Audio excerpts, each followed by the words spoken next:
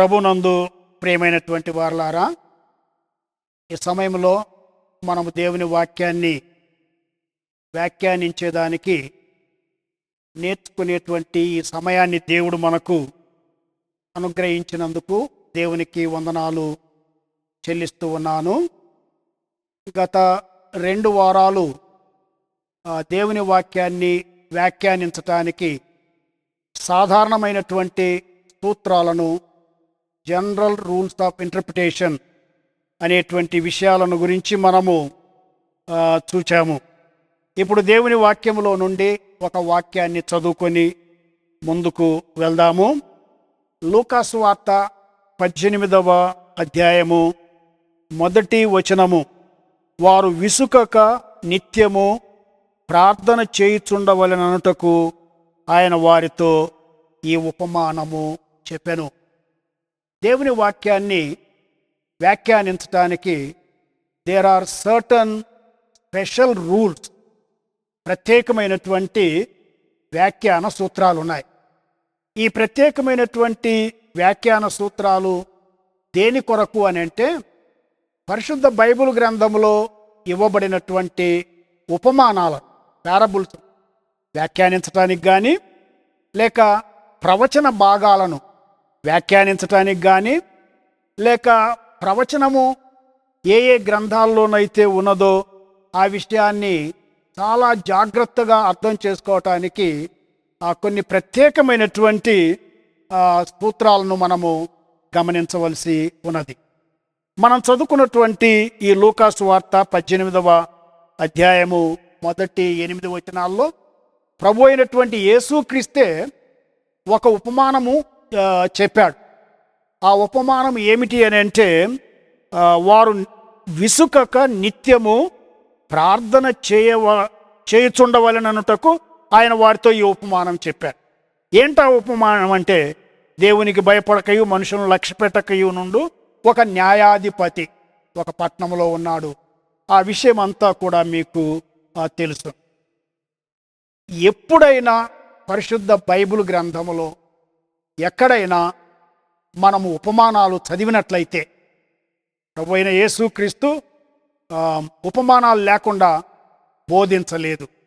ఎందుకు అని అంటే, సాధారణమైనటువంటి ప్రజలకు కూడా అర్థం కావటానికి ఆయన ఉపమానాలను పదే పదే ఉపయోగించినట్లుగా మనము చూస్తూ ఉన్నాం. ఒక ఉపమానము అనేటువంటిది ఆత్మీయ సత్యము గల భూలోక సంబంధమైనటువంటి కథ అయి ఉన్నది.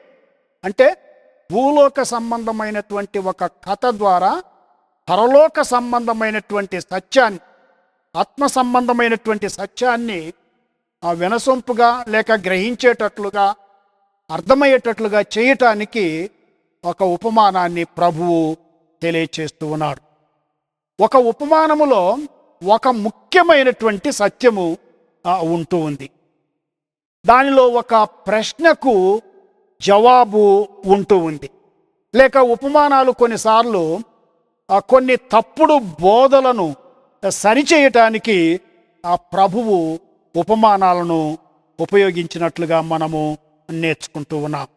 ఆ మాటకు వస్తే, ప్రభు అయిన యేసుక్రీస్తు విత్తువానిని గూర్చినటువంటి ఉపమానాన్ని మనకు ఇచ్చి ఉన్నాడు. మరి ఆ ఉపమానం యొక్క భావాన్ని కూడా ఆయనే మనకు తెలియపరిచాడు. కనుక ప్రభు యొక్క బోధల ద్వారా ఉపమానాలను మనం ఎలాగూ వ్యాఖ్యానించాలా అనేటువంటి విషయాన్ని మనము దేవుని వాక్యములో నుండే నేర్చుకుంటున్నాం. కనుక మనం నేర్చుకునేటువంటి సత్యం ఏంటంటే, ఏ ఉపమానమైనా కూడా ఒక సత్యాన్ని లేక అంతకు మించి మరి తెలియపరుస్తుంది. కానీ ఉపమానములో మనం చదివేటువంటి ప్రతి వాక్యము, ప్రతి పదము మనము ఆత్మీయంగా అర్థం చేసుకోవడానికి లేక ఆత్మీయ అర్థం చెప్పడానికి ప్రయత్నము చేయకూడదు. ఉదాహరణకు ఇక్కడ చదువుకున్నటువంటి ఈ ఉపమానము లూకాసు వార్త 18వ అధ్యాయంలో ఎందుకు చెప్పబడిందంటే, వారు విసుకక నిత్యము ప్రార్థన చేయిచు ఉండాలా అనేదానికే ఉపమానం చెప్పబడింది. ప్రే విదౌట్ సీజింగ్ అనేటువంటి విషయాన్ని తెలియపరచటానికి. మరి ఆ యొక్క ఉపమానం ఏంటంటే, అన్యాయస్తుడైనటువంటి ఒక న్యాయాధిపతి, ఒక విధవరాలు ఒక పట్టణంలో ఉన్నారు. ఆ యొక్క విధవరాలు వెళ్ళి నాకు న్యాయం చేకూర్చమంటుంది. కానీ అతడు దేవునికి భయపడ్డు మనుషులను లక్ష్య పెట్టడు. కానీ ఈ విధవరాలు పదే పదే వచ్చి నాకు న్యాయం చేకూర్చమన్నప్పుడు న్యాయం చేకూర్చాడు. అలాగే పరలోకపు తండ్రి ఆయన పిల్లలు నిరంతరము మొరపెడుతూ ఉంటే వారికి న్యాయం చేకూర్చడా? అంటే మనం విసుకక ప్రార్థన చేస్తే, పట్టు వదలక ప్రార్థన చేస్తే మన ప్రార్థన దేవుడు వింటాడు అనే దానికి ఉదాహరణగా ఈ ఉపమానం. అంతేగాని ఈ ఉపమానములో అన్యాయస్తుడైనటువంటి న్యాయాధిపతి ఇక్కడ కనిపిస్తున్నాడు కనుక దేవుడు కూడా అప్పుడప్పుడు అన్యాయం చేస్తాడు.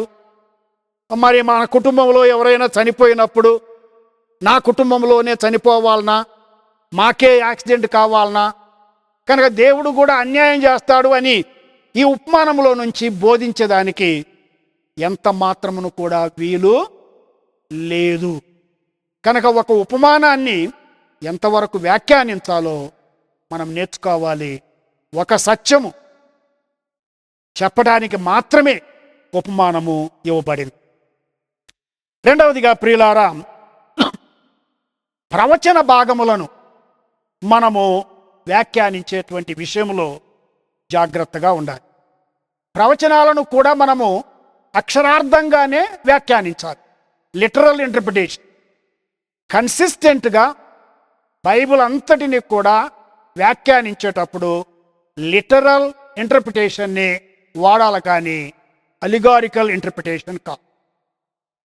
ఈ లిటరల్ ఇంటర్ప్రిటేషన్ ద్వారానే మనము టెక్స్టులో ఉన్నటువంటి సత్యాన్ని పూర్తిగా గ్రహించగలుగుతాం. ప్రియులారా, ప్రత్యేకంగా బైబిలు ప్రవచనాల యొక్క ఆ లక్షణాలు కొన్నిసార్లు దగ్గరగా చిత్రీకరించబడ్డాయి, కొన్నిసార్లు దూరంగా కూడా చిత్రీకరించబడ్డాయి. అంటే బైబిల్లో ఉన్నటువంటి ప్రవచనాలను మనము చదివినప్పుడు మరి అది ప్రవచించబడిన నాట నుండి ఎంత కాలం తరువాత అది నెరవేరింది, దగ్గరగా నెరవేరిందా, దూరంగా నెరవేరిందా? ఉదాహరణకు యెషయా గ్రంథము 7వ అధ్యాయము 14వ వచనములో ఆ కన్యక గర్భవతి అయి కుమారుని కనును ఎప్పుడు నెరవేరింది? కొన్ని వందల సంవత్సరముల తరువాత. మత్తయి సువార్త 1వ అధ్యాయము 22, 23లో మన ప్రభు అయిన యేసుక్రీస్తు యొక్క ఆ పుట్టుకలో ఆ యొక్క ప్రవచనము నెరవేరినట్లుగా మనము చూస్తూ ఉన్నాం. కనుక ప్రవచన భాగాలను మనం వ్యాఖ్యానించేటప్పుడు చాలా జాగ్రత్తగా మనము వ్యాఖ్యానించాలి. అంత మాత్రమే కాకుండా ఆ ప్రవచనము ప్రభు అయిన యేసుక్రీస్తుని గురించి మాట్లాడుతూ ఉందా, ఆ ప్రవచనము పునరుత్థానాన్ని గురించి మాట్లాడుతూ ఉందా? కొన్నిసార్లు పాత నిబంధనలో ప్రవచించినటువంటి వారు ఆ ప్రవచనానికి నెరవేర్పుకు మధ్యలో ఎంత కాలం ఉన్నదో వారు గ్రహించలేకుండా పోయారు. ప్రియులారా, ఈ విషయాలను మనకు పూర్తి బైబిలు మన చేతుల్లో ఉన్నది గనక దానిని చదివి అర్థం చేసుకోవాల్సినటువంటి అవసరత ఎంతైనా ఉంది. అంత మాత్రమే కాకుండా ప్రవచనాలను మనము చదివినప్పుడు ఈ దినము వరకు కూడా కొన్ని ప్రవచనాలు పాక్షికంగా మాత్రమే నెరవేరే, భవిష్యత్తులో ఆ ప్రవచనంలో మిగతా భాగాలు నెరవేర్పులోనికి రానయ్యున్నవి. బైబిల్ గ్రంథంలో చాలా ప్రవచనాలు ఉన్నాయి, వాటి నెరవేర్పు కూడా ఉంది. అలాగే బైబిల్ గ్రంథంలో మరి ప్రవచనాలు ఉన్నాయి, అవి ఇంకా నెరవేరలేదు. సో ఫుల్ఫిల్డ్ ప్రాఫెసీ ఉంది, ఇంకా ప్రిడిక్టివ్ ప్రాఫెసీ కూడా ఉంది. అంటే ఇంకా నెరవేర్పులోనికి రానటువంటి ప్రవచనాలు కూడా ఉన్నాయి. కనుక ప్రవచన భాగాలను మనము చదివినప్పుడు ఇది నెరవేరినటువంటి ప్రవచనమా, ఇంకా నెరవేర్పులోనికి రానయ్యున్నటువంటి ప్రవచనమా? ఉదాహరణకు యోవేలు గ్రంథము 2వ అధ్యాయము 28 నుండి 32 వరకు సర్వసాధారణంగా మనం చదువుకుంటూ ఉన్నాము. మరి ఈ లేఖన భాగాన్ని మరి పేతురు కూడా పెంతెకొస్తు దినాన ఉపయోగించాడు. మరి అక్కడ ఉన్నటువంటి సారాంశం ఏంటంటే అంత్య దినముల యందు దేవుడు తన ఆత్మను మీ మీద కుమ్మరిస్తాడు. అది పెంతెకొస్తు దినాన మరి నెరవేర్పులోనికి వచ్చింది. అయితే యోవేలు గ్రంథము 2వ అధ్యాయము 28 నుండి 32 వరకు ఆ క్రిందికి వచ్చి చదివినట్లయితే ఆ ప్రవచనములోని మిగతా కొన్ని భాగాలు నెరవేరలేదు, అవి భవిష్యత్తులో నెరవేరబోతున్నవి అనేటువంటి విషయాలను గూర్చి మనము నేర్చుకుంటూ ఉన్నాం. ఉదాహరణకు ప్రవచనము ప్రకటింపబడిన నాటికి మరియు దాని నెరవేర్పునకు మధ్య బహుకాలం ఉండవచ్చునని మనము గ్రహించాలి. ప్రవచనము చేయబడిన నాటి నుండి నెరవేర్పు వరకు చాలా కాలం ఉండవచ్చు. ఉదాహరణకు యెషయా గ్రంథము 40వ అధ్యాయము 3వ వచనములో మరి బాప్తిసం ఇచ్చేటువంటి యోహానును గురించి ప్రవచించబడింది. మలాకీ గ్రంథము 3వ అధ్యాయము మొదటి 3 వచనాల్లో ఆ ప్రవచనాన్ని మనం చూస్తూ ఉన్నాం. కొన్ని వందల సంవత్సరాల తరువాత మత్తయి సువార్త 3:3లో మరి యేసు ప్రభు కంటే ముందుగా బాప్తిసం ఇచ్చేటువంటి యోహాను మనము చరిత్రలో ఆయన చూస్తూ ఉన్నాము. యేసు ప్రభువుకు ఫోర్రన్నర్గా వచ్చి ఆయన మరి యేసు ప్రభు కొరకు సమయాన్ని లేక ఆయన బాటను సిద్ధం చేసి మరి యేసు ప్రభువుకు ఆ యోర్దాను నదిలో ఆ బాప్తిస్మం కూడా ఇచ్చినటువంటి విషయాన్ని మనము చూస్తూ ఉన్నాం.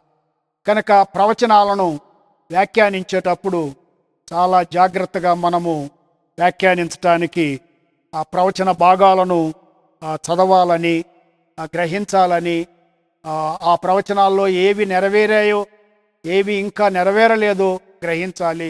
ఆ ప్రవచనము క్రీస్తును గురించా, లేక మనలను గురించా, లేక యూదులను గురించా, లేక ప్రపంచాన్ని గురించా, ఎవరిని గురించి ఈ ప్రవచనం రాయబడింది అని మనము కూలంకుషంగా తెలుసుకొని ఆ ప్రవచనాలను చక్కగా వ్యాఖ్యానించాలి. ఈ వ్యాఖ్యానము రాకనే చాలామంది ప్రకటన గ్రంథాన్ని చదవటం కానీ వ్యాఖ్యానించటం కానీ మానివేస్తూ ఉన్నారు. రాబోయేటువంటి కాలంలో అంత్య దినాల్లో ఎలాగుండబోతూ ఉంది, మరి సంఘం ఎత్తబడుతుంది, శ్రమల కాలం రాబోతూ ఉంది, ఆ తరువాత 1000 ఏళ్ల పరిపాలన రాబోతూ ఉంది. ఇవన్నీ కూడా అర్థము కానటువంటి పరిస్థితుల్లో అక్షరార్థంగా వ్యాఖ్యానించడానికి భయపడి ఈ లేఖన భాగాలను చదవకుండా మానివేసినటువంటి అనేక మంది ఉన్నారు. కనుక ఈ వ్యాఖ్యాన సూత్రాలను మనము దృష్టిలో ఉంచుకొని మరి ప్రవచనాలను జాగ్రత్తగా అర్థం చేసుకోవాలని దేవుని సేవకునిగా మీకు మనవి చేస్తూ ఈ సందేశాన్ని ముగిస్తూ ఉన్నాను. దేవుడు మిమ్మల్ని అందరినీ దీవించునుగాక. చిన్న ప్రార్థన. దయగల మా తండ్రి, ప్రేమ కలిగినటువంటి ప్రభువా, దైవ ప్రేరేపితమైనటువంటి ఈ పరిశుద్ధ బైబిల్ గ్రంథాన్ని, ఈ ప్రవచన గ్రంథాన్ని మాకు అనుగ్రహించారు. మీకు వందనాలు. మాకును ఈ ప్రపంచానికి ఏమి జరగనయ్యున్నదో ఈ గ్రంథములో ఉండగా, ఈ గ్రంథములో ఉన్నటువంటి ఈ ప్రవచనాలను నాయన మేము ఏ రీతిగా అర్థం చేసుకోవాలో మీరు మాకు నేర్పించండి. యేసే ఈ ప్రవచనాలన్నిటికీ కేంద్ర బిందువై ఉన్నాడు అనేటువంటి విషయాన్ని గుర్తించుకొని మరి నాయన మేము అర్థం చేసుకోవడానికి కృప చూపించమని మమ్మల్ందరినీ మీ చేతులకు అప్పగిస్తూ యేసుక్రీస్తు పరిశుద్ధ నామమున ప్రార్థించి వేడుకొనుచున్నాము తండ్రి. ఆమేన్. పరమ తండ్రి అయిన దేవుని ప్రేమయు, కుమారుడైనటువంటి యేసుక్రీస్తు కృపయు, పరిశుద్ధాత్మ దేవుని అన్యోన్య సహవాసము ఇక్కడ చేరినటువంటి మనందరికీ సదాకాలము తోడయుండునుగాక. ఆమేన్.